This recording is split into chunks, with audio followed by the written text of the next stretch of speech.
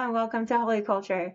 I'm Jay Harrington, your host, and welcome to our Artist Spotlight. With us today is King Chav. King Chav, how are you today? All is well. Life is beautiful, so I'm excited to be here and thank you for having me. Yeah, no problem. So, for people who are not familiar with your backstory, tell us who King Chav is and how you came to Christ. Gotcha. King Chav. I'm originally from Bridgeport, Connecticut. I moved to Jacksonville, Florida. On my transition to Jacksonville, Florida, is where I really got introduced to hip hop as an art form. And for me, as a young teenager, that was instrumental on combining hip hop and Christ. Through youth camps and things like that is how I joined those two things. And at the age of 17 is when I gave my life to Christ. And I've been involved in the music scene in and out since then. But the last 7 years, I've really been locked all the way in the Christian hip hop music scene. So, does that mean that you were always making, like, there was no secular King Chav at any point? No, other than like we would do freestyle battles at lunch. I think a lot of people did that. So that's about as secular as it got for me. But yeah, the moment I picked up a microphone, my first platform was at church. So my content has always been Christian content through my hip hop. That's awesome. And so it was just like a natural progression.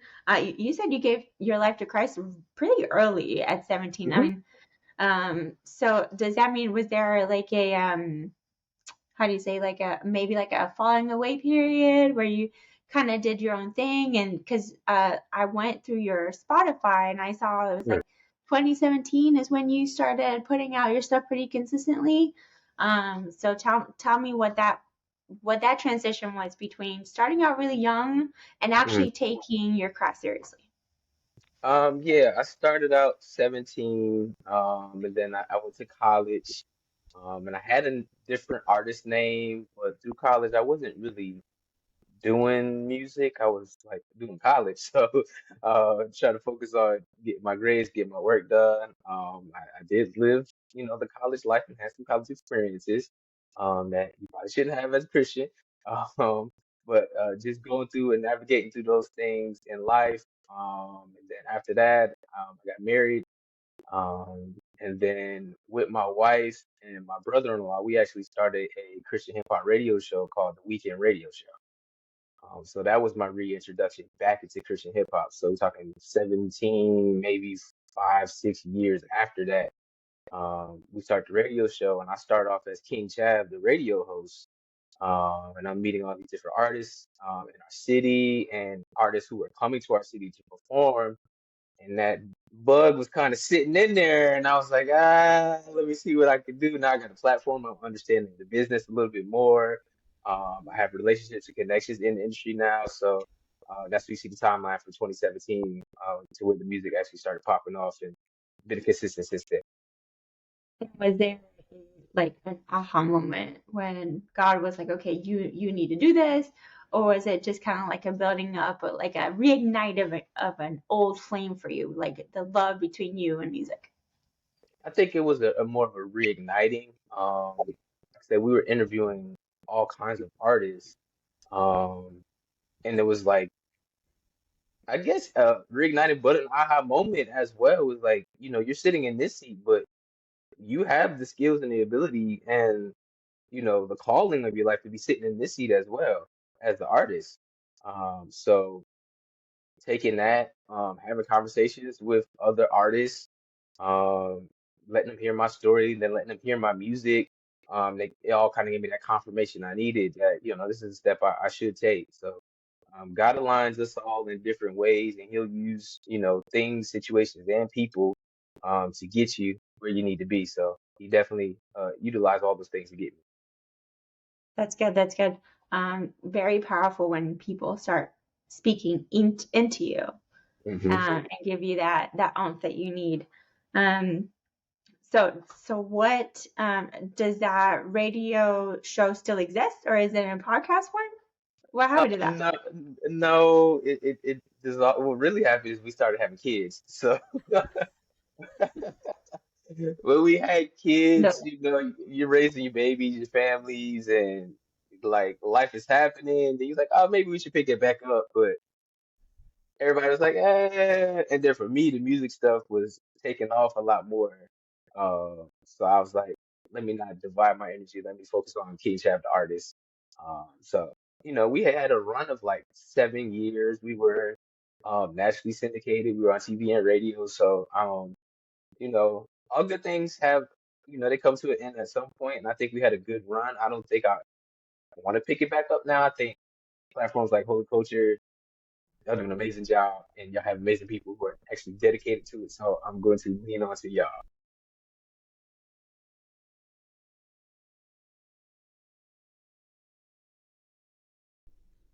I live, I live near a military base, and there's like planes flying I over. got you. Understood. No problem. We'll just edit that out. Um, so I was looking at some of your music videos, and I took a look at your bio, and I thought it Hmm. was very interesting that the word loss came into the description, not once but twice. So that is a reoccurring theme in your music. Can you talk to that a little bit? Lost. What did you see that said lost? I'm just talking Yeah, it was like it was on YouTube. on the YouTube description. Yeah, Lost. yeah, loss. Is that not right? I, Am I you gonna have probably are right. You're probably right. But the theme of lost is kind of like for all of us. We have these transition times in life um, where we have moments where, I was saying me going through college, I was experiencing all these different kind of things, and a passion that I had when I was younger, put it away. Um, and then for some people, that's not passion. That's some people may be ignited for Christ, and they go to college and they might learn a different philosophy, or they may see different things. So all of us at some point are lost in what we do. So the goal is just allowing with me, my music to help navigate those moments of lostness. And the ultimate goal is always to being found, not just being found, but being found in Christ. So, um, yeah, I think I speak from the position of people navigating through life where everything may not be beautiful and laid out, but I think it can be beautiful laid out in the end. how how does 'cause I know you said something that was important to you was transparency.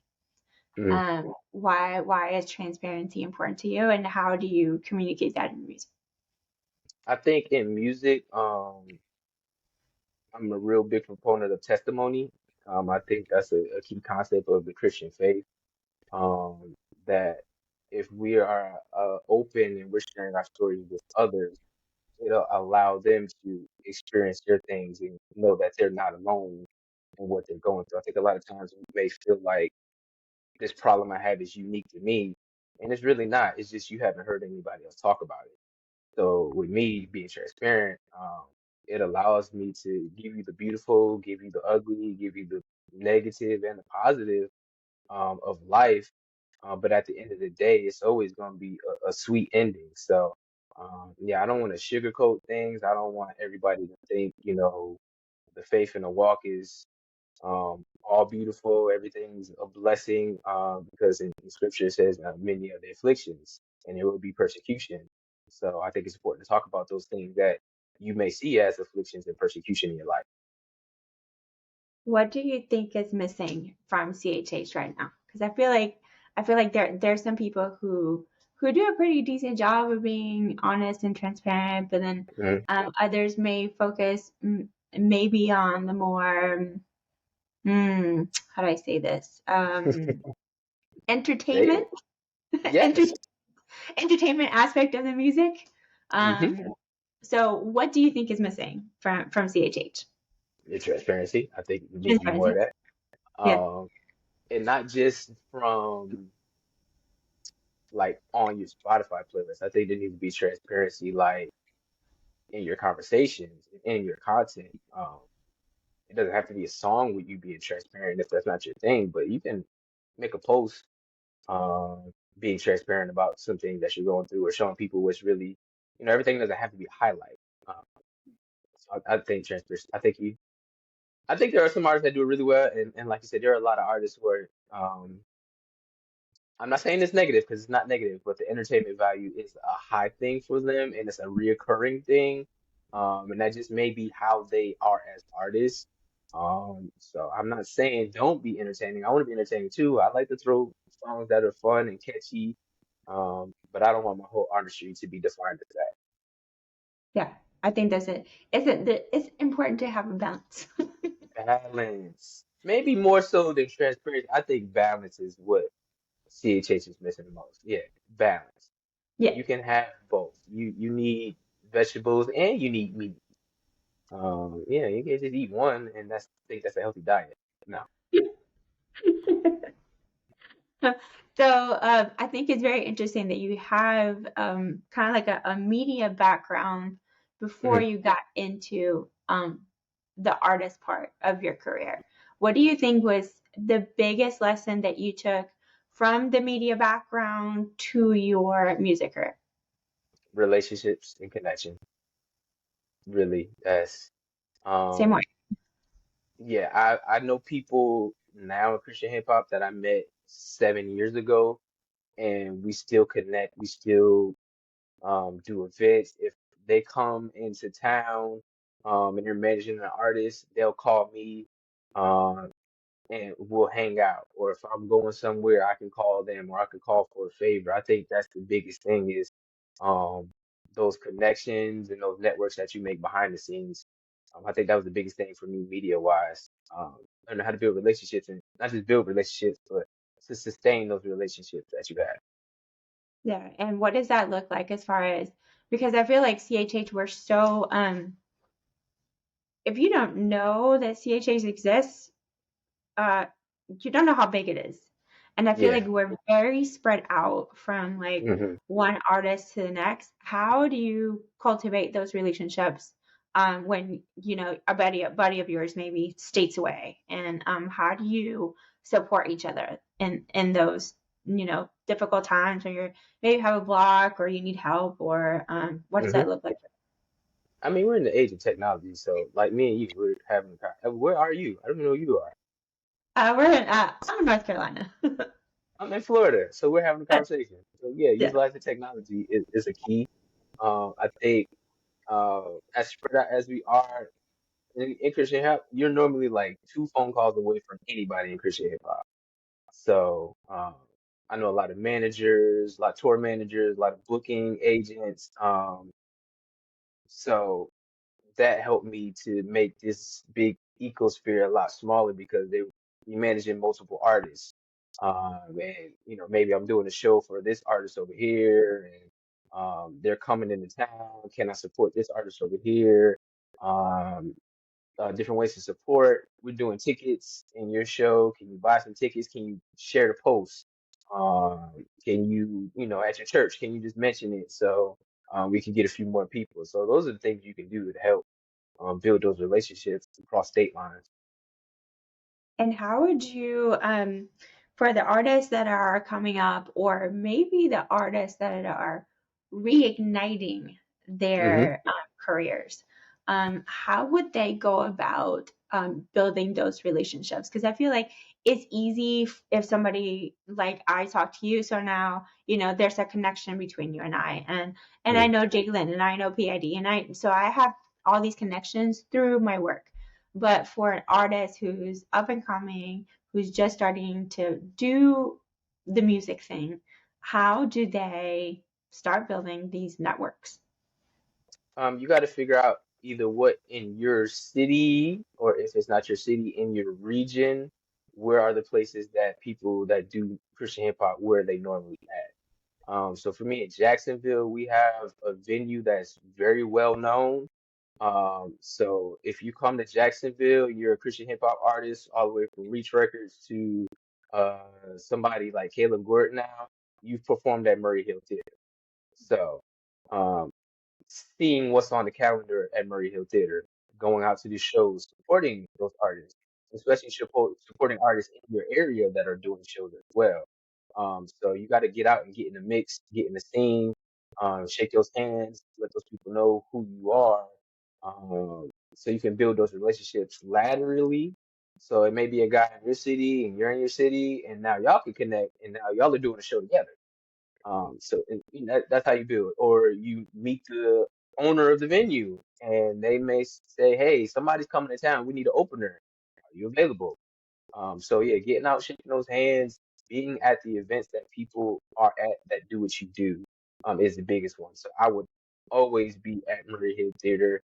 I've seen some artists do shows with 4 people in the crowd. I've seen 400 people wall to wall in that same venue. And if it's somebody I support, it doesn't matter. I'm gonna be there. No, it's beautiful, and I don't think it's that's not the first thing that comes to mind is supporting other artists, like just going Yeah, there as a participant. Do you know what I'm saying? So that's yeah. cool. No, you you with sowing, you sow what you reap what you sow. So if I want people to come out and support me, then I'm gonna go ahead and plant that first seed and do it for other artists because it may not be that specific artist that will come back at my show. It may be somebody completely different, and they may open up a whole nother opportunity for me. So if I'm willing to spend my time, spend my money, buy a piece of merch from you, pay a ticket fee, I'm doing it one because I want to support you because I'm a giver, but also because I'm expecting that somebody will do that for me as well in my career.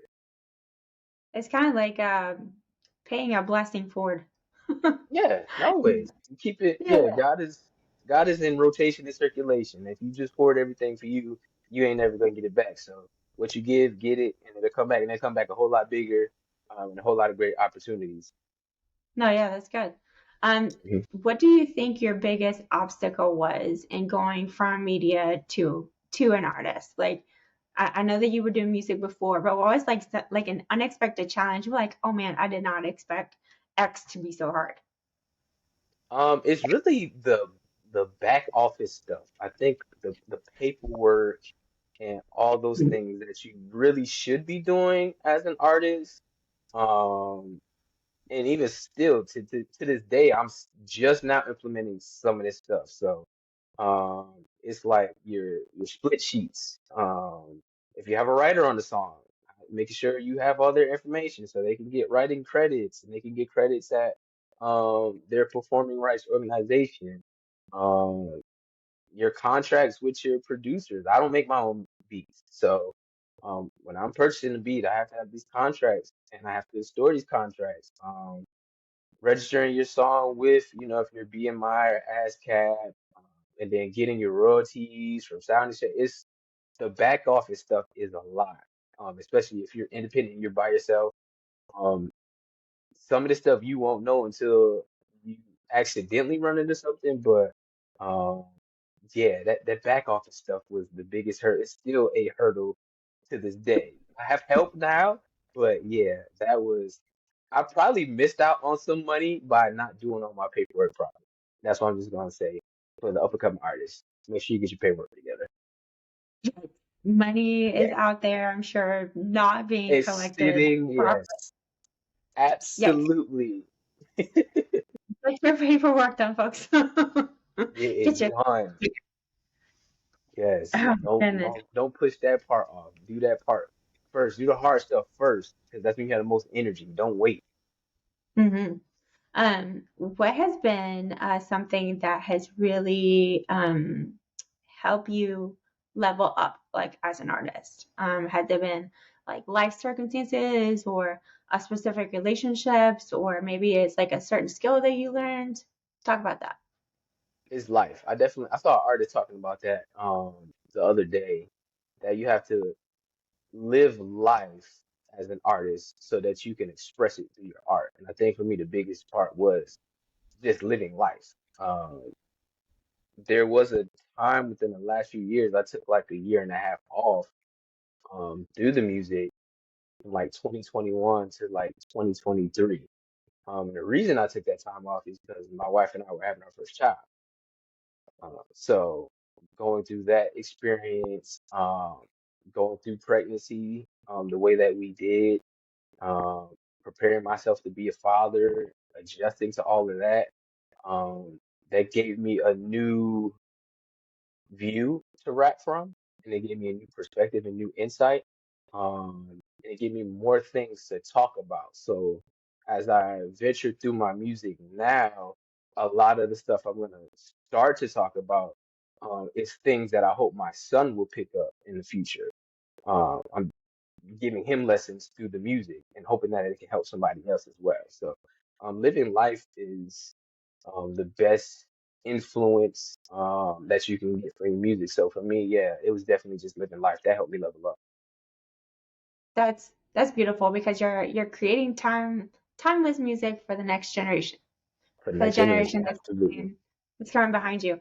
Um, but speaking of life, just like Hmm. life in general, do you worry about maybe not speaking to your audience, maybe not catering so much to the younger audience because you're talking about fatherhood, or do you think it's just you're just talking to who you're talking to, and that's just what it's going to be? How do you stay relevant? I guess is the question. Um, yeah, I think the key to that is you got to find your tribe and you have to just commit to it. I'm not saying you can't pull from other audiences, but I don't want to completely uproot who I am and the fans I do have to go get some new fans. I don't want to leave them by the wayside, those who have been with me through my music. And then with those kind of lessons, even though I may be 20 years old and what you're saying right now doesn't matter to me, in the next 5 years, I might get married and I might be planning to have a child. So you might not catch me today, but like you said, with timeless music, what you're talking about in 5 years may be absolutely relevant to the experience that I'm going through in life. So a lot of those are just, you may not catch it in that moment, but when you're ready for it, I'll have something for you. That's good. How would you describe your music? I could not. So I was listening to some of your tracks, some of your earlier songs, and of course your newest release. And I couldn't pinpoint it out. I feel like there was a variety of sound to you, which I thought was really Yeah. cool. And I was like, oh, this is dope. And then you had some like acapella stuff in one of your songs. I was like, oh, okay. So how would you describe your style of CSH? Yes, if you go to my Spotify, my bio is like the gritty lyricism of the East Coast with the Southern charm. So, like I said, I grew up in Connecticut. I moved down to Florida when I was in high school. And so from a musical perspective, um, I saw a lot, and what I saw was completely different. So in Connecticut. That's a tri-state area. So I'm growing up. That time, 50 Cent was huge. Dipset, Jay-Z, these guys, they're dropping mixtapes left and right. And then you come down to the South, and it's Bootsy, it's Lil Wayne. So Hot Boys, you're hearing all this stuff, and you're hearing these big contrasts in music. So with me, I definitely have influences from both areas that I lived, and that gives me the variety that you're talking about. And then musically, I listen to a few different things. So every now and again, I'll take a chance. I'll do a house record, or I did like a song called Boogie with the Devil, which is like a '70s funk record. So I'll take chances because I enjoy those music. So let me see what I can do in my scope to bring the influences of a different genre I like and make it hip hop. No, that's really cool. Because I get to listen to a lot of music and certain artists like I know what to expect. Mhm. But I was pleasantly surprised at your breadth of variety. So I was like, oh, Thank like this you. is cool. This is cool. I like that. I Um, appreciate that. so, Thank you. some unexpected sounds that I hadn't heard before. So I was like, oh, this I is gotta cool. keep you on your toes there. Okay, the next batch of stuff will keep you on your toes. So I appreciate that. Good. Yeah, pretty good. Okay, so you just got a, song put on Holy Culture rotation called "Praying." Yeah. So Praying. play on words. Tell us what that release was about. What inspired you to write it? So the song is called Praying, but it's spelled Preying. So the concept is that as we live life, we don't want to become the prey. We want to make sure that we're praying because there's an enemy out there who's prowling. So you don't want to become his prey. So one of the ways to avoid that is through praying. So that's the concept of the song. That's the reason behind the specific spelling. So the simple concept is don't be prey, just pray. That's it. That's it. That's what That's praying is. it. Yeah, so we talk about praying, go through different experiences in life, and all these things that I'm praying for, ups and downs. I'm praying for the lost. I'm praying for the saints. I'm praying for the scammers. I'm praying for everybody. We all need prayer at the end of the Yeah, that's great. It's one of, I think, most important things in our spiritual armor that I don't think people use like it should be. day. We Absolutely. relegate it to, rushing through lunch or dinner or like right at bedtime. Do it like really quick, really fast. Yeah. No, folks, take your Hmm. time and pray. Take your Pray. time and pray. Yeah, it's definitely a struggle, but it's one of those things that yeah, like I said, it's a core tenet. When you say, okay, what are the things I do to be a Christian? What is the job description? Praying is on there. So even if you go through bouts and seasons where you feel like, yeah, I'm just now gonna lay me down to sleep, I pray the Lord my soul to keep. Amen. Um, find yourself back in moments where you can be like, okay, God, I know I've been tripping. I know I have to give you that time that you need because prayer is our communication with God. That's our one-on-one time. That's our time for Him to hear us and for us to hear what He's saying to us. So yeah, we got to make that a standard, and don't make it like an obligation. It's an opportunity for us to see that. Yeah, it's a privilege, and it's not just for times of solemnity and in church or Right. just do it anytime. Doing the dishes, sweeping up, just wherever, Yeah. walking, just Have a pray. moment. Yeah, just pray. Absolutely. Yeah, awesome. So, well, thank you, King Chav, for sitting down with me and chatting. Tell us in the last minute where we can find your music and some of your socials so we can keep in touch. Yes, this is King Chav. In rotation, my new song "Praying," produced by Gaze Katana. Make sure you listen to that. Just don't be praying, just pray. So make sure that we're praying. You can reach me on socials at I am King Chav. That's on X. That's on Instagram. I'm revamping my website, so by the time Christmas hits, kingchav.com will be up and rolling, and that'll be the hub for everything that you need King Chav wise. But like I said, Instagram, X, Facebook, I am King Chav. Awesome. Thank you so much for spending time with us. Thank you so much, Jay Harrington. Shout out to the whole Holy Culture team. Shout out to the Fix. Shout out to DJ Titus. Shout out to DJ B Plus. Shout out to Trig. I just got your email, Trig. Thank you so much. Shout out to everybody. Jay Harrison, thank you so much. I appreciate Holy Culture for all that y'all do. No, my pleasure. Thank you. Thank you. Thank you for having me.